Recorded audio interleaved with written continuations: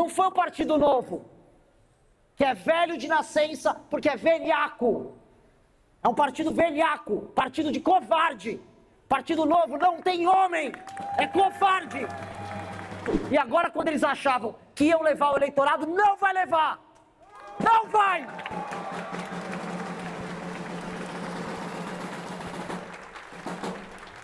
Covarde não vai levar.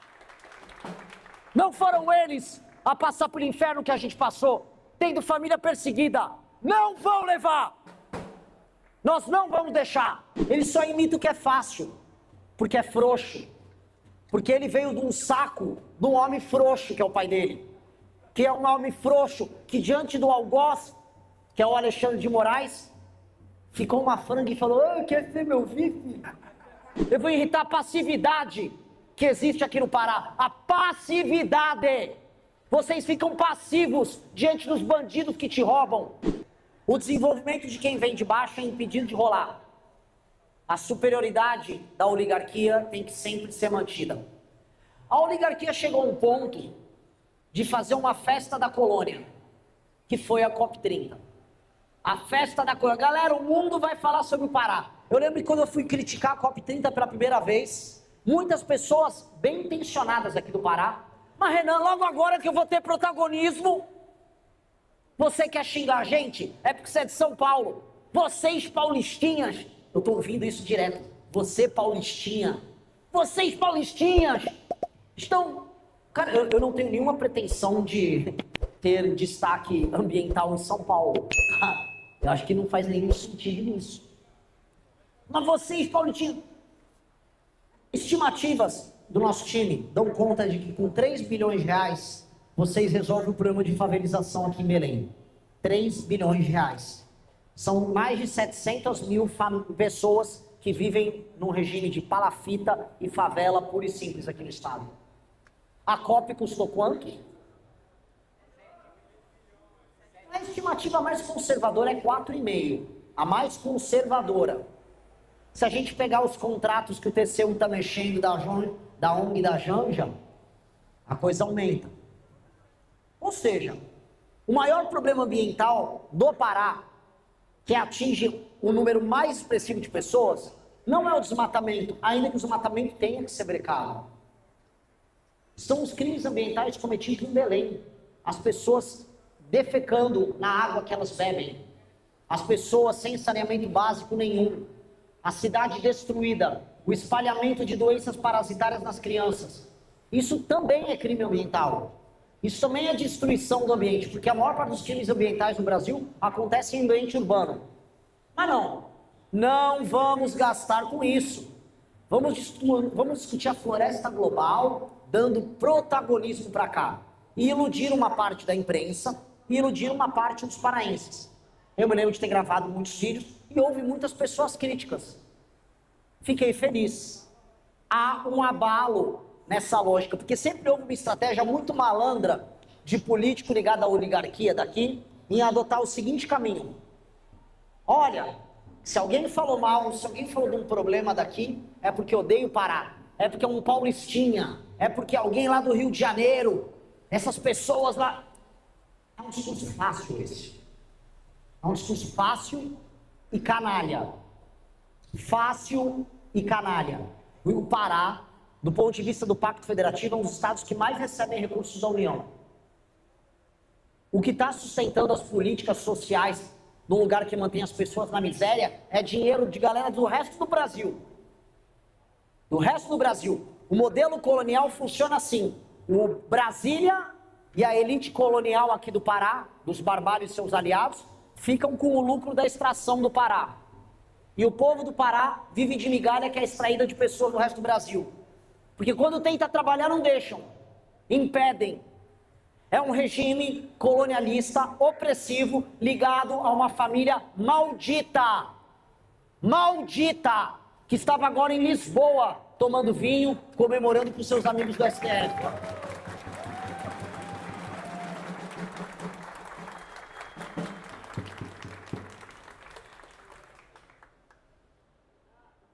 Vocês precisam se insurgir contra esse regime colonial que existe sobre vocês.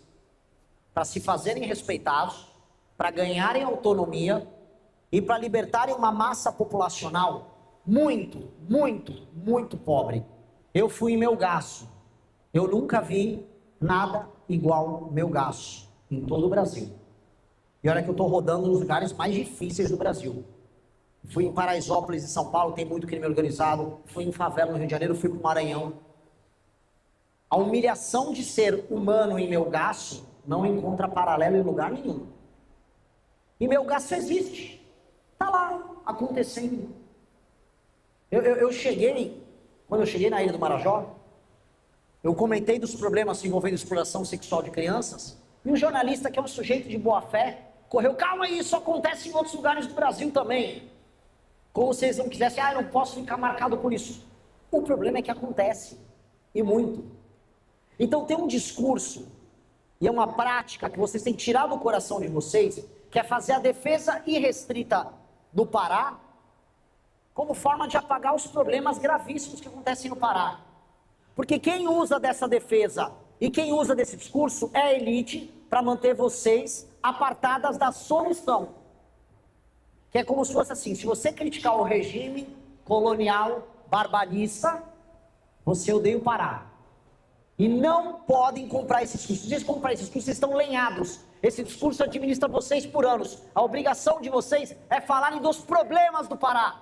O tempo todo. Porque só assim vocês despertam.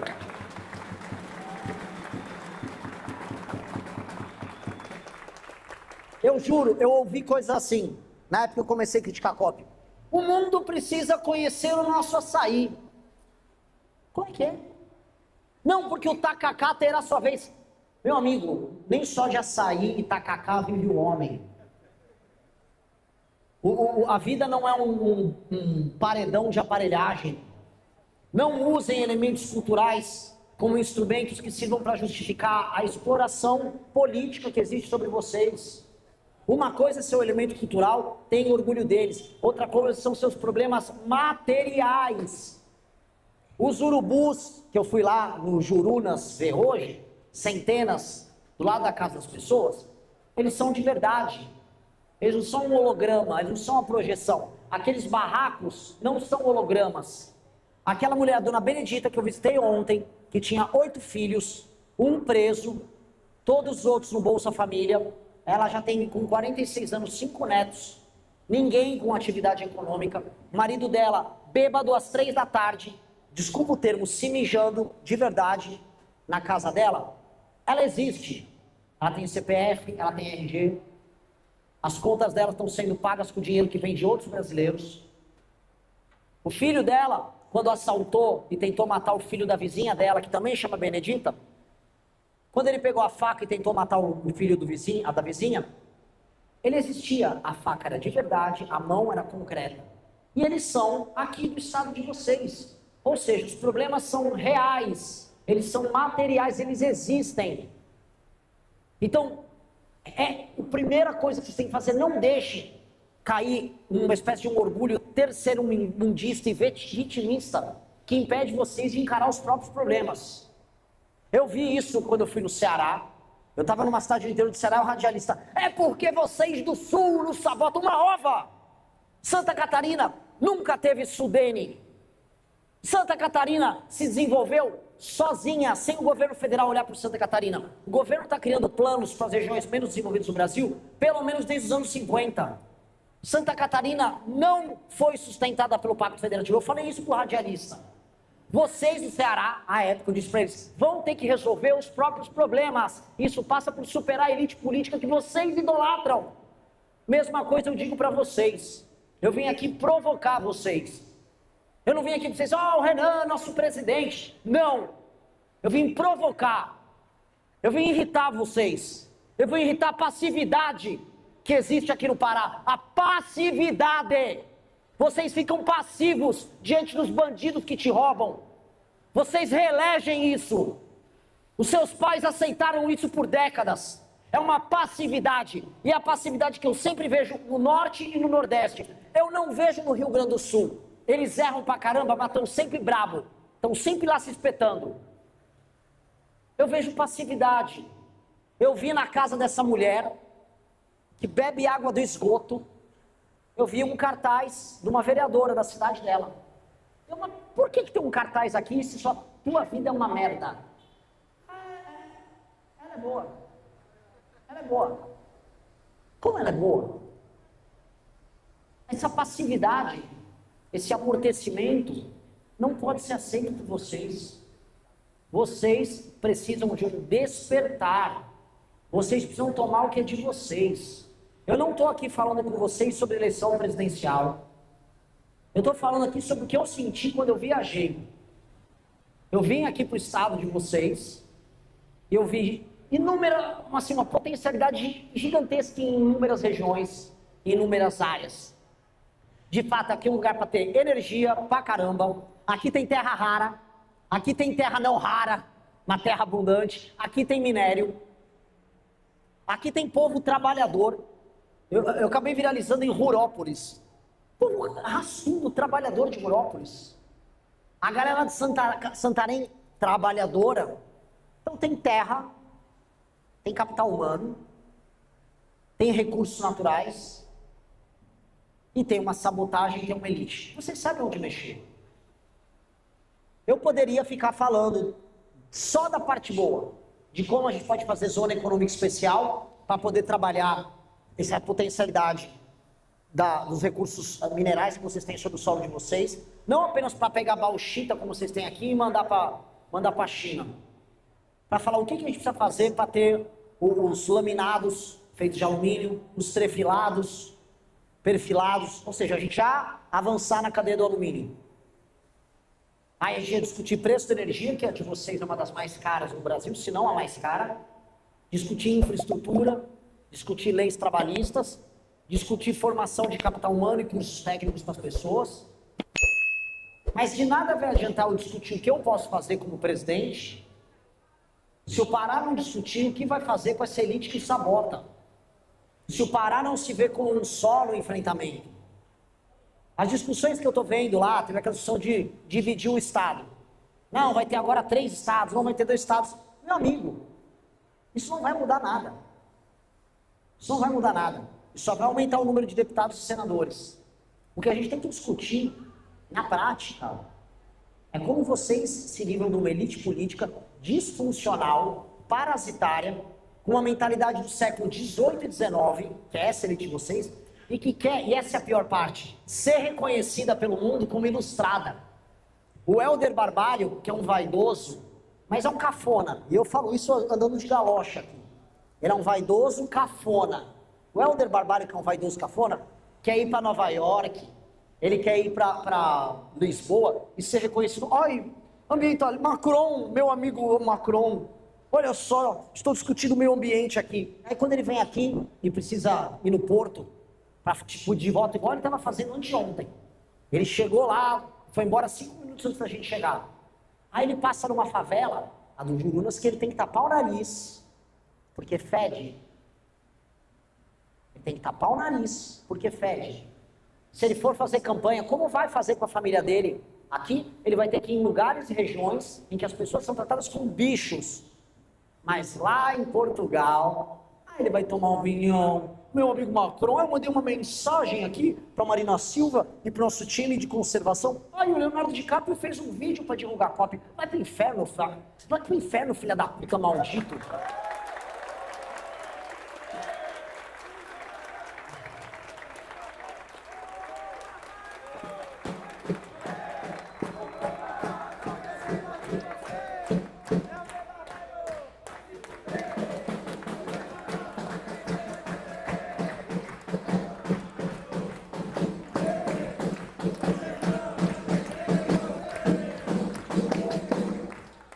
E eu volto a falar, a energia que vocês têm que ter é baseado em raiva.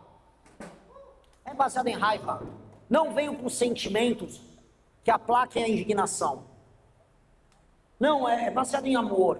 Não, ame o futuro que virá se vocês resolverem, que é o sonho. Mas até chegar lá, é a raiva, é a indignação que vai mover vocês. A base da população aqui do Pará, as pessoas mais humildes, eu pude entrevistar muitas, eu pude conversar com muitas. A base da população está num estado de petição de miséria tão grave que ela está indefesa. Ela não tem condição sequer de entender que a vida dela é problemática. Melgaço, Breves, mas especialmente Melgaço, periferia daqui, a favela que eu fui gravar vídeo aqui, é uma situação que as pessoas sequer conseguem conceber que aquilo é ruim. A partir do momento que você começa a achar normal aquilo, aí você não acha que você está vivendo um problema. As pessoas não são cutucadas para alterar. E tem uma base da população, ela infelizmente vai continuar vendendo o seu voto e vendendo o seu apoio para a elite, sem saber das consequências. A base da população, como é muito pobre, ela vende a janta para pagar o almoço. Ou seja, ela rifa o futuro dela para ter o presente. Então ela vota no político ladrão e nas oligarquias, se isso garantir rápido para elas um empreguinho na prefeitura, 1 milhar de telha para terminar a casa, um pneu para a Kombi que o marido trabalha,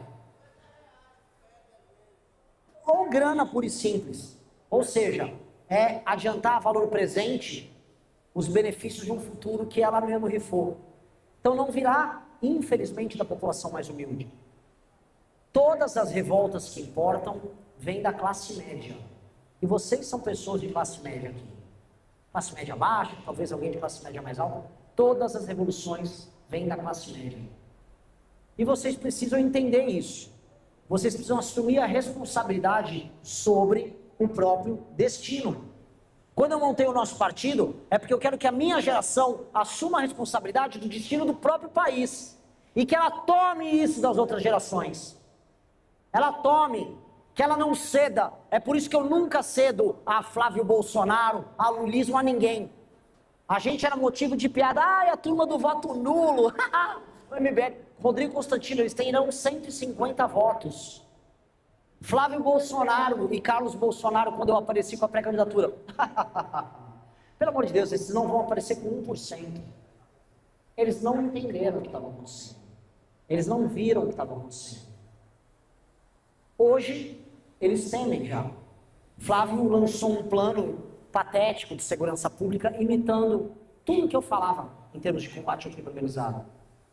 Só faltou esquecer que ele próprio é amigo de membros do crime organizado, tanto de milícia quanto do Comando Vermelho no Rio de Janeiro. E aí eu vou ter que perguntar isso para ele nos debates. E eu quero ver o que ele vai responder. Tanto que o nome dele não pode ser mais Flávio Bolsonaro, é o Flávio Bacelaro, que é ele ligado ao Bacelar do Comando Vermelho, que está concorrendo à presidência. Mas quando eu montei o partido com os meus amigos, com as pessoas do MBL, eu montei porque nós assumimos uma guerra geracional, uma força, uma vontade em fazer com que uma geração de pessoas diferentes, não só de idade, mas de mente, tomasse o poder de quem humilha a gente diariamente. Eu vi 3 decisões hoje de cortes diferentes no Brasil, das mais bizarras. O Tribunal de Contas do Estado do Rio de Janeiro tornou 3... Meu Deus do céu, 3 ministros nos tribunais de conta. Milionários de um dia. Só um recebeu, toma 3,7 milhões. Porque sim. Hoje, descobrimos que o Vorcar aparentemente tinha na folha de pagamento dele o diretor da Polícia Federal e o Procurador-Geral da República. E hoje, para lacrar, o STF pega e gera insegurança jurídica por um tema sensível no Brasil hoje, que são as falsas denúncias de crimes sexuais, praticamente condenando um inocente e colocando num altar uma mentirosa, que é aquela Mari Ferrer, só para lacrar, vou lacrar. É um país que até o passado é incerto, que não existe mais transitado julgado, que para os amigos tudo, para os inimigos nem a lei, porque a lei é inventada. É um país que não tem sentido, é um país que é tocado por bandidos de toda sorte, corruptos de toda sorte. É um país que virou um acordo entre os grandes senhores que administram ele, senhores do setor financeiro, setores da justiça, setores dos sindicatos, da mídia. Eles fizeram um grande acordo, todos eles ganham dinheiro, e vocês são os burros de carga. Eu não vou ser burro de carga. E não é nem porque eu amo o Brasil, é porque eu não quero ser burro de carga. Eu não aceito isso para mim. Primeiro é um ato individual. A raiva contra as pessoas que abusam de você é uma raiva que é individual. Eu faço isso por mim, eu faço pela minha família, eu faço pelos meus amigos, eu faço isso pelo estado, pela cidade que eu vivo, pelo país que eu vivo. É isso. Mas a decisão inicial é uma decisão individual. De não aceitar. De ver um desses vagabundos, e pode imaginar qualquer um, de sistemas de taxação da receita cada vez mais sofisticados. Aí aqui, leis ambientais, aí vem um vagabundo, aqueles putinhos do ICMBio, com aquele coletinho lá, prendendo o agricultor. Ou seja, eles se oprimem como um escravo, tudo em nome dos direitos humanos. Que tudo isso que eu cito aqui é feito em nome dos direitos humanos, dos direitos fundamentais. Ah, o direito fundamental que faz você prender o agricultor. O direito fundamental que tem que garantir a ampla defesa de qualquer ministro do STF, para que nenhum caso recaia sobre eles, para que eles possam enriquecer de maneira ilícita, sem nunca serem pegos. Porque você está atacando a democracia, que é um direito fundamental, caso você queira punir um ministro do STF que esteja envolvido em escândalo de corrupção. É isso um país? Isso não é um país. Nesse sentido, o Brasil e sua colônia Pará são muito parecidos. No fundo, ainda somos, como nação, Brasil, também uma colônia. Só muda o nome do feitor. Hoje, do Brasil é o Lula e daqui é a barbárie. Ser presidente da República, para mim, portanto, não é um trocar de feitor. Deixar de ter o mestre da colônia, o Dom Barbudo cachaceiro. Eu ia fazer uma piada boa, mas não vou fazer. Por um descabelado que gosta de tocar música psicodélica. Não. O que nós precisamos é uma mudança de regime. É uma mudança na forma como as coisas são conduzidas. Num país que busca criar gente de classe média. Num país que acredite que o trabalho das pessoas é o que vai torná-las ricas. E não o acordo com quem está no topo ou a migalha para quem está na base. É um país que exista a justiça e exista na capacidade de autodefesa o verdadeiro senso de soberania. E não fazer card com cachorro caramelo e cartão do Bolsa Família para dizer que você ama o Brasil. Esse Brasil é possível de ser construído e ele tem que ser construído em todos os seus estados, em todas as suas regiões. E é por isso que com uma pré-campanha paupérrima, sem grana, e graças a Deus vocês estão acompanhando. É campanha no barco, é campanha na rede, é campanha de carro. Eu fiz sem grana nenhuma, campanha logisticamente mais ambiciosa. Eu visitei muito mais cidades que todos eles. Eu e meu time visitei mais estados que todos eles. Eu vi mais problemas e falei com mais pessoas do que todos eles. E isso me qualifica a ser um líder melhor do que eles. Porque o projeto nosso é o projeto do nosso país. É o projeto que vai unir a solução para Santarém, para a periferia de Belém, para Marajó, com Porto Alegre, com Caxias, com São Paulo, com Rio, com Goiânia. É um projeto que unifica o Brasil porque ele faz sentido como um todo. O nosso projeto envolvendo terras raras vai beneficiar quem mora aqui e trabalha aqui, e o estudante do ITA lá de São José dos Campos, lá em São Paulo. Todo mundo vai se beneficiar disso. O trabalho nosso envolvendo agro e infraestrutura vai beneficiar o engenheiro formado lá no Paraná e vocês que moram aqui. E o agricultor lá no Mato Grosso. O investimento em energia vai beneficiar do investidor, a pessoa que faz a pesquisa na área, o universitário e a pessoa que vai pagar uma conta de luz menor. Esse tem que ser o projeto Brasil. E não um país que beneficie feitores, vagabundos, famílias oligárquicas malditas. Pisem nesses senhores, odeiem eles com toda sorte. Usem a força que vocês têm para repudiar essas pessoas.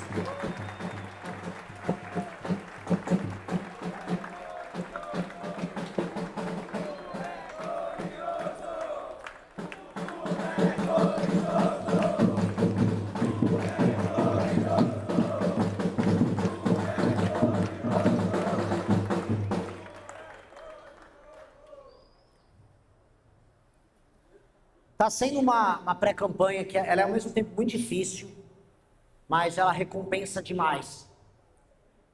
Ontem, né, foi muito estressante. Bom, você estava junto, você viu. Meu gasto, um calor, cenas muito pesadas. Aí logo em seguida a gente pega o barco e vai ver um lugar lindo. Vai ver uma fazenda escola que uns gringos montaram no meio do mato. De lá pegamos o barquinho, fomos até o barcão, vamos voltar para Belém. A gente teve até um surto, eu fiquei dançando igual um idiota lá. Mas a gente ficou feliz, né? Pô, tá rolando, tá acontecendo. E as pessoas vendo os conteúdos que a gente cria, entendendo. A gente gravou um vídeo sobre Belterra e vai dar 1 milhão de views. E as pessoas, nossa, que caso interessante. Nossa, que perspectiva interessante de trabalho.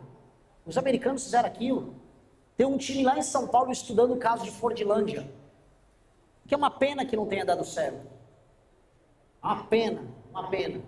Que é um daqueles projetos ambiciosos, típicos dos americanos do começo do século XX, que poderiam ter trazido um desenvolvimento capitalista aqui se desse certo.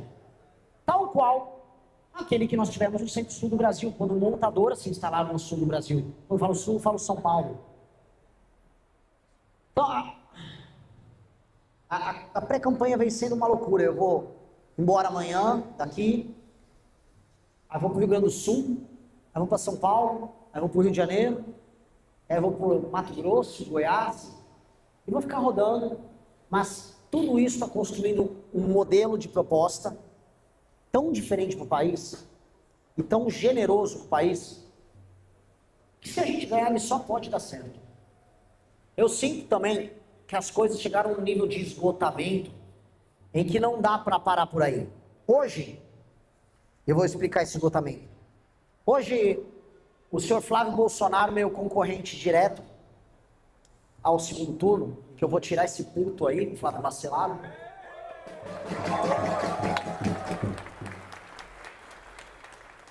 Hoje ele disse que não vai fazer uma nova reforma da Previdência, que não vai fazer a desvinculação dos orçamentos de educação e saúde, que precisa fazer porque é uma irracionalidade econômica, nem a desindexação que vai precisar fazer do BPC e da aposentadoria, que é baseada no aumento do salário mínimo. Nenhum país faz. É por isso que as contas públicas nós estamos estourando. O Flávio avisou, não vou fazer. Não fazer essas 3 coisas é certeza de estouro nas contas públicas. Certeza de quebradeira. Ele avisou, não vou fazer. Ou seja, na hora de me imitar na proposta, que é difícil de defender, esse puto, esse covarde, não imita. Aí na hora de imitar, eu vou prender e neutralizar, aí ele imita.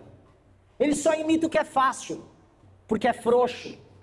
Porque ele veio de um saco de um homem frouxo, que é o pai dele. Que é um homem frouxo, que diante do algoz, que é o Alexandre de Moraes, ficou uma franga e falou, quer ser meu vice? O fruto não cai longe do pé. Flávio Bolsonaro só podia ser isso. Frouxo como pai. Não foi isso que o meu pai me ensinou, mas foi isso que o pai dele ensinou a ele. Então, na hora de enfrentar o que é difícil, já regou para uma reforminha. Não consegue fazer uma reforminha. Aí sabe o que aconteceu? Curva de juros, expectativa de juros futuro do Brasil estourando. As pessoas cada vez menos imaginam que o Brasil vai melhorar se esse idiota ganhar. E como esse idiota cada vez menos tem chance de ganhar, a perspectiva sobre o Brasil está nebulosa. E sabe o que acontece? Olha a responsa nossa. Quem está em terceiro nessa porra? A gente. E não é o Renan, é a gente. Nós, desacreditados. Olha só como o destino é. Nós, desacreditados, com todo mundo duvidando, vindo de um partido recém-criado, somos a única e última esperança para derrotar o PT. Pararam para pensar nossa resposta?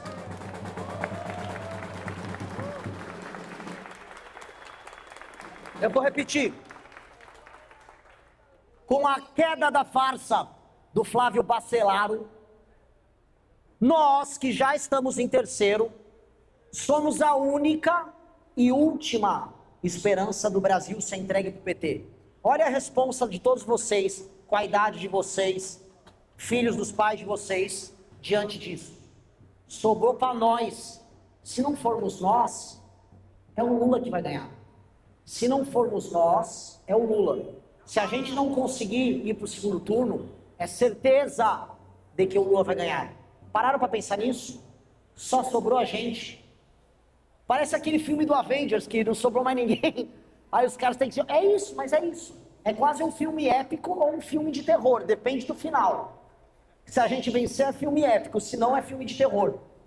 E olha o desafio. Nós, que somos a última esperança, a última fronteira, a última linha de batalha, os 300 de Esparta, veja só, temos que convencer nossos pais e avós de que eles estão errados e ainda apoiar aquela família de ladrão, para salvar eles do erro de ter o Lula novamente. Olha como a guerra é difícil. A gente vai ter que convencer as pessoas que a gente ama de que elas não podem errar, senão, como elas sempre falaram, senão o PT volta, senão o PT fica. Então é muito mais difícil. Mas nós somos o grupo das coisas difíceis. Nós somos o grupo do caminho mais complicado. Nós somos o grupo que é sempre duvidado. Nós somos o grupo que as pessoas menosprezam. Nós somos o grupo que foi cancelado 1, 2, 3, 4 vezes. Nós somos o grupo que derreteu. Nós somos o grupo irrelevante dos 150 votos, do ninguém dá bola para eles. Mas também nós somos o grupo que derrubou a Dilma Rousseff em 2015 e 2016.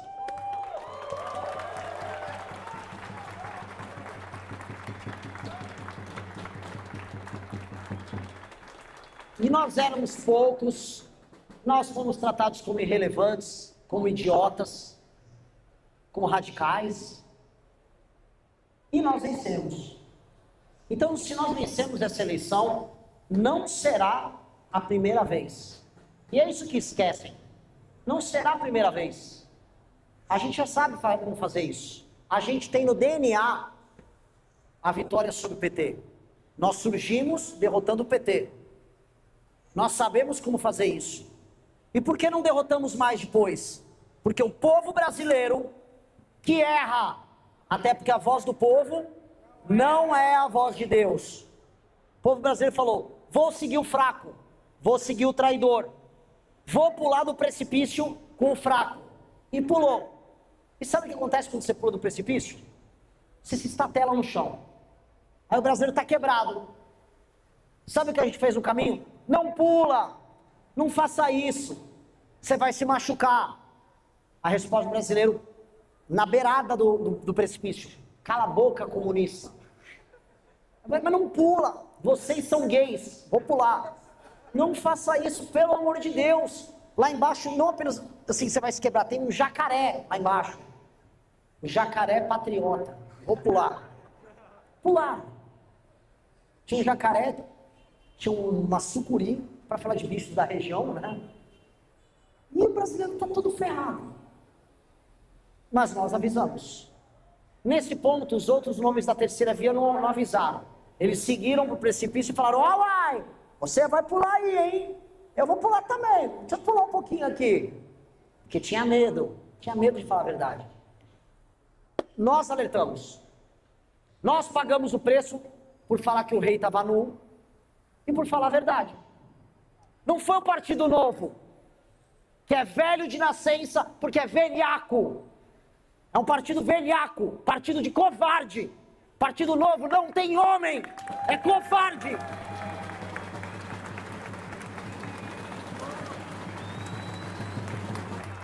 Quando o Zema decidiu ser brabo, olha, é inaceitável o que o Flávio Bolsonaro está fazendo. Nossa, que testou 889 de testo, 1.000 de testo na piada, né? O partido desconvidou ele de eventos e organizaram um motim dos candidatos, tocado por um picareta chamado Jeffrey Chiquini, lá do Paraná, pelo covarde do Marcel Van Hatten. Partido de rato e puxa-saco. Eles têm culpa na situação que nós estamos agora, porque eles não apontaram o problema. Eles são aquele familiar seu que vê um dos membros da família afundado na bebida e não tem coragem de falar, homem, sai da bebida, para de beber que você vai morrer. Eles puxaram uma cerveja e foram beber juntos, sabendo que se eles morrerem, ficam com a herança daquele velho. É isso que o Partido Novo fez. Deixou o brasileiro beber, entrar na cachaça do erro bolsonarista, sabendo que uma hora o Bolsonaro morre e eles ficam com espólio eleitoral. Não é isso que essa bosta fez? Não é isso que essa bosta quis? Só faltou avisar a gente que fez o caminho oposto e agora quando eles achavam que iam levar o eleitorado, não vai levar! Não vai!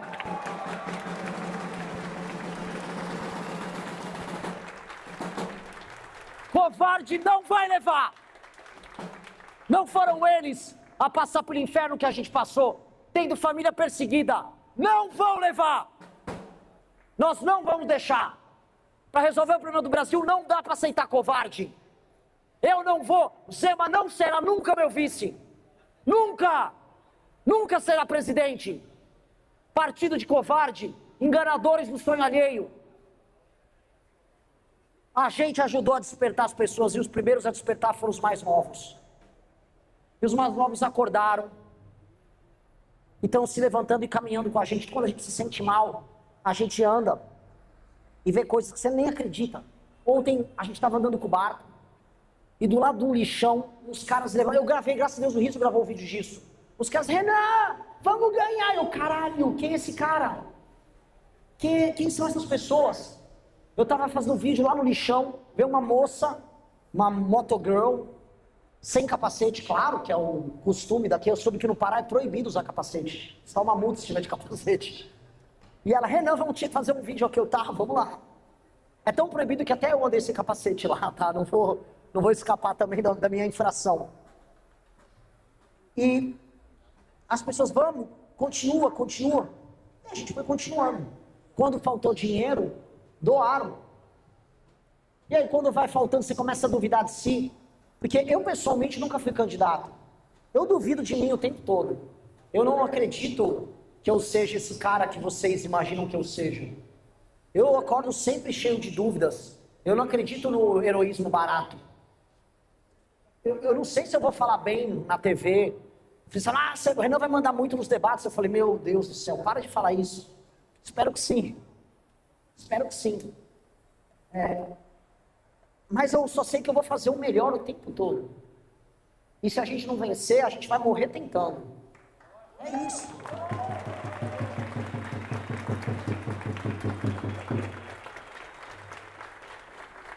Só que a nossa história é tão especial, e isso está acontecendo agora é tão especial, que a gente não pode perder. E esse é o ponto. A gente não pode perder. O que está acontecendo é tão bonito. E o que está nascendo é tão diferente. A gente não pode perder. A gente simplesmente não pode perder. A gente não pode deixar isso escapar pelos nossos dedos. Diziam assim, Renan, puta, a gente descobriu que você é um baita... Isso lá para março. Renan, você é um baita candidato. Por que você nunca foi candidato antes? Eu falei, sei lá, eu nunca achei que eu seria um bom candidato.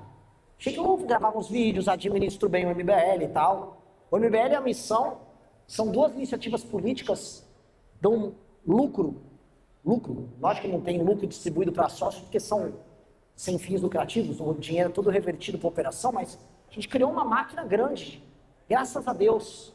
Eu ficava feliz nisso, falando, não, você é um bom candidato. Aí lá para março, falaram, pô, 2030, cara, você vai ganhar. Aí eu, não, vamos antecipar isso, vamos ganhar em 26. E aí começamos a trabalhar para ganhar em 26. Começamos a trabalhar para fazer a vitória acontecer agora. E aceleramos. E montamos um time que é tão único. Um time que eu viajo, os amigos do nosso grande Caveira que está aqui. Uma salva de palmas para o nosso querido Apolo.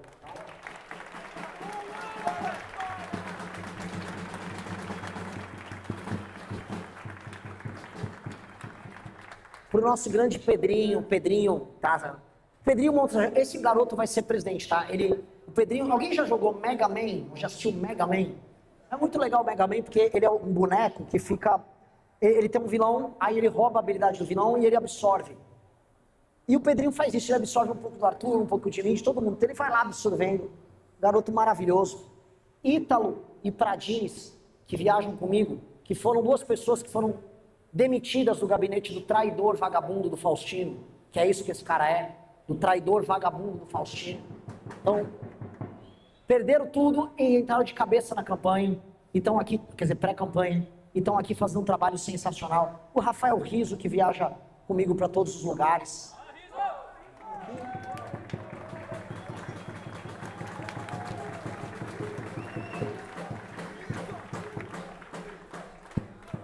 Lógico que tem um time do escritório lá em São Paulo, que também é um time fenomenal.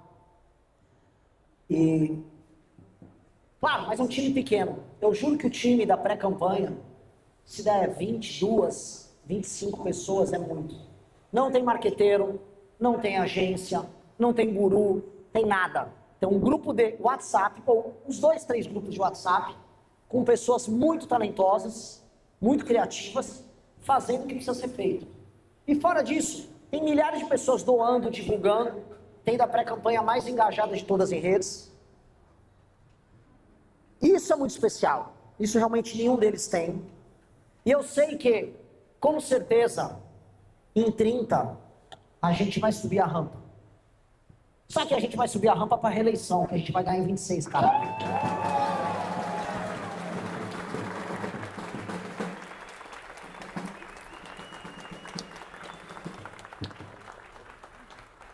Fora isso, nós temos que formar nossas lideranças aqui no Estado.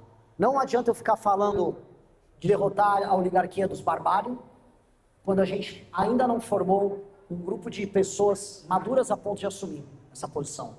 Nós ainda não temos candidato ao governo. E eu acho que, sendo honesto, eu acho que não teremos candidato ao governo aqui.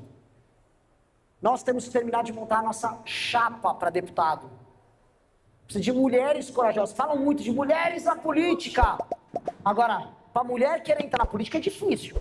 Tem que cortar um dobrado para convencer. Não querem. Tem que correr o risco junto com os homens. Tem que correr.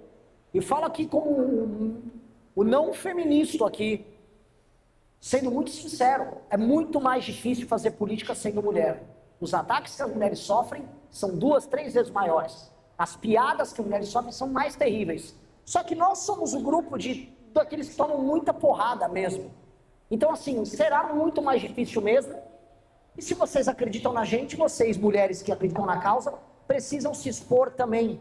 O que eu garanto pra vocês é que a gente vai tomar porrada sozinho e vai devolver a porrada junto. Nós vamos devolver a porrada junto. Como devolvemos com a Amanda. Todas as vezes tentaram matar a Amanda. Que o caso da Amanda, que hoje é minha coordenadora de campanha, tentaram matar ela. Na casa dela, com o PCC invadindo a casa dela, com o jornalista de esquerda divulgando o endereço dela, com um maluco psicopata indo atrás dela, seguindo ela com faca, todos os dias, até prender ele, agora querem soltar ele. Então, sim, é mais difícil, mas sim, eu preciso de vocês. Preciso de candidatas. E preciso que os nossos candidatos aqui no Estado estejam prontos e qualificados e treinados, e que gravem mais vídeos. Se eu gravo 5 vídeos por dia, vocês vão gravar 5 vídeos por dia. Se eu gravo 10, vocês vão gravar 10. Mas, Renan, você tem mais editor. Foda-se, eu tô há 12 anos fazendo isso, eu mereço ter mais editor. Vamos camelar, caralho. É mais vídeos, é mais conteúdo, é mais produção. Tem que ralar, eu fui a pé até Brasília. Desculpa falar, quando eu comecei essa porra era mato. Fui a pé até Brasília, acampei no Congresso. É a hora de vocês comerem grama. É a hora de vocês, candidatos, não dormirem. Essa é a hora da ambição, da energia. Gravem mais, produzam mais. Se vocês acreditam que eu posso vencer a eleição, isso significa que nós vamos sair com deputados, no plural, daqui do Pará.